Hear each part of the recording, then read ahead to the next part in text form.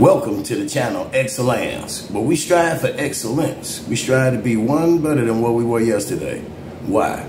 Because the universe has appointed us, the chosen ones, to be the revealers of the truth, to stand up in your truth and stand for what is and not what seems to be. It's time out for all the fake shit in this world. Now, we all know we've been lied to, hoodwinked and bamboozled.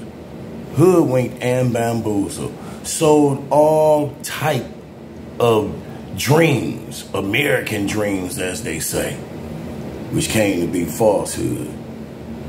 A lot of us have been taught a lot of religions that are no good,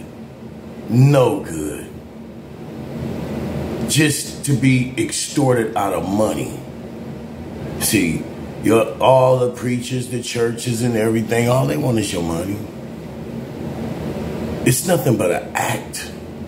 They're putting on a show and want you to put on a show. See, when it comes to God, it's not about show and tell. It's not about show and tell.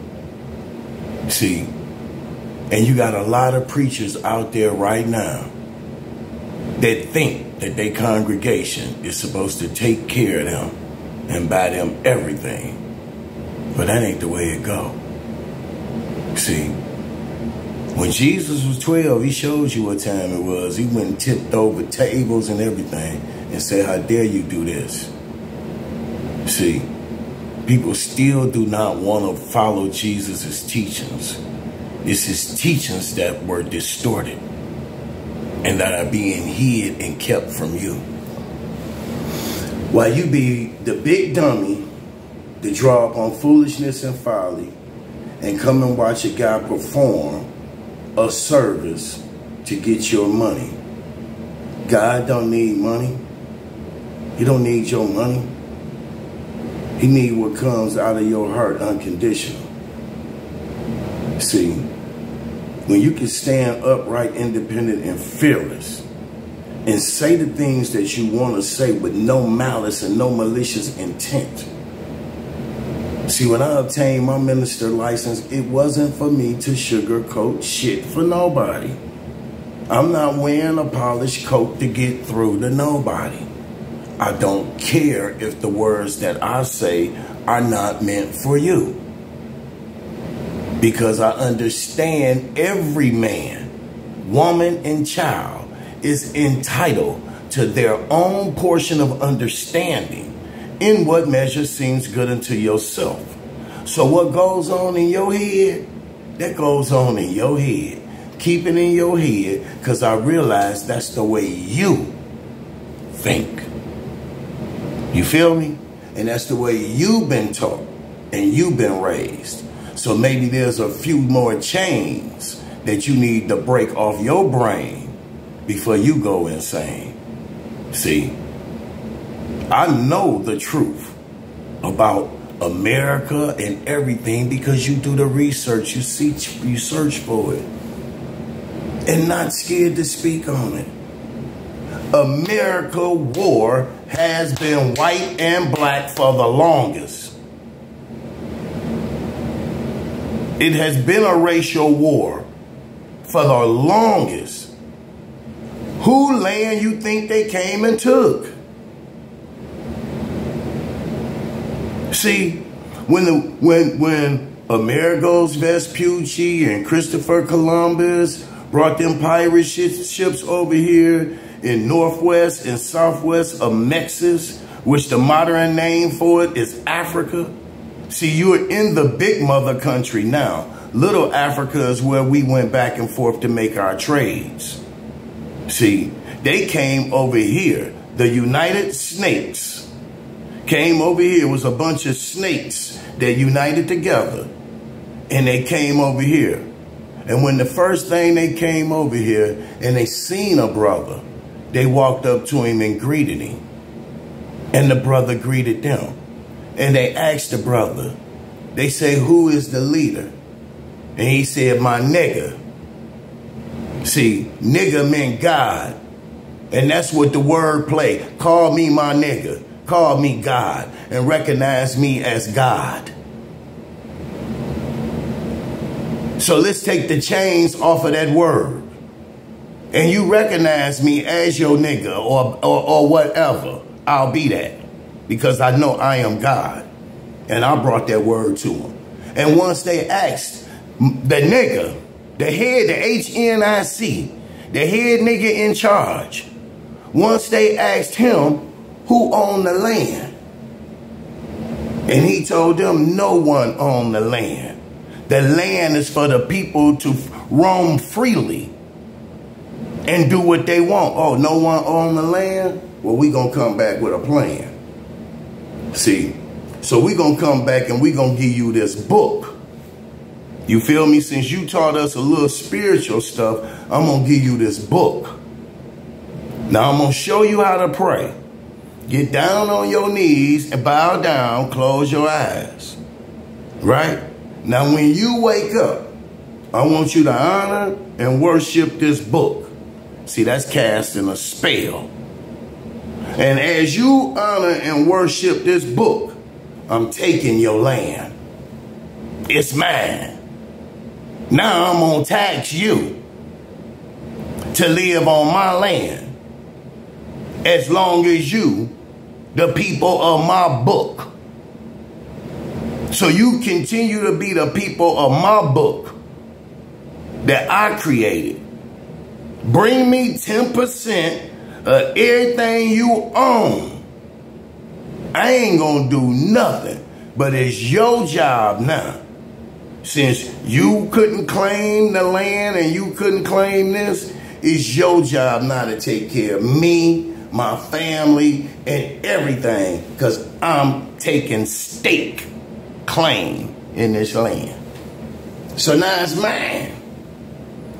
But then they come back and say, this land is your land, this land is my land, and this land was made for you and me. Then why do you have to pay taxes on your land if you own it?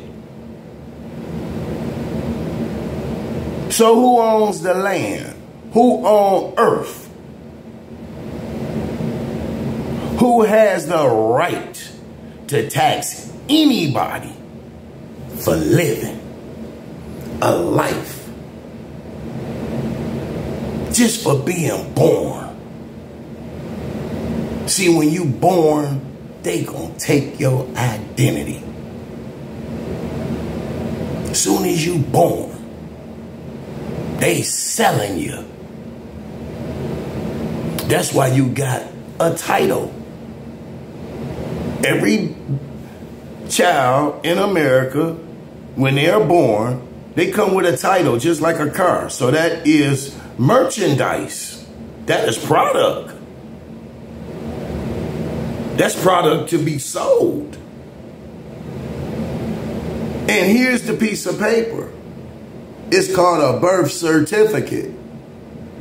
This is to certify that the United States government own this right here and had the right to do whatever you want with it. See, when you sign that birth certificate, now you are no longer an indigenous person. You're a ward of the state. You're the ward of the states then. Start doing more than studying religion. If you want to break down spirit and the spirit of man, you must study religion and law.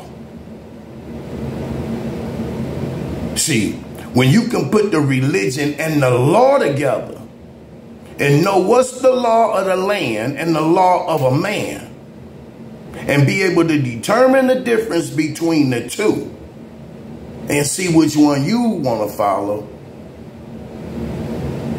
then you will know which way to choose. See, because man makes a law, don't mean it goes contrary to the law that God had laid down. See, God laid down the law of this land.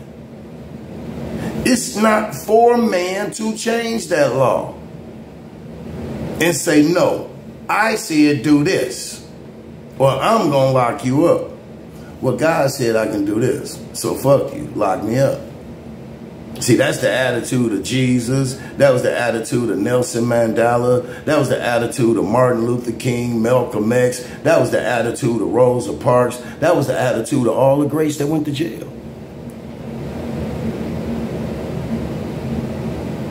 See, to stand up for what's right ain't to be feared. No fear of me being incarcerated or putting no punishment upon me. How can I be afraid of being punished when I'm right? I got to stand up for what's right. If you want to punish me, you will reap your rewards for your unjust deeds. And as you think you punishing me, I'm going to reap the benefits from your ignorance. I've done it many a times. Stood in front of judges, prosecutors, and lawyers. Liars. All of them knew they were lying on me. Every last one of them knew they were wrong. Did it faze me? No. Because I held fast in my spirit with God. Vengeance ain't mine. I ain't for me to do nothing to them. But pray for them. See, I had to pray a many a nights that a lot of them judges and lawyers and shit that I had, that they kids don't come out retarded because of the things that they did to me. See, you never know how God is going to repay you for your unjust deeds. That's why they say only God can judge me. In order to judge a person, you cannot be biased. You have to be fair. You can't know either party of this, that, and the other. That's why the whole criminal justice system is bullshit. Because they deal with what is called a bar association. And everybody know what you do at a bar. You get drunk and make some fucked up decisions. And when you get drunk and make fucked up decisions, so now you done went from a bar association to a political organization.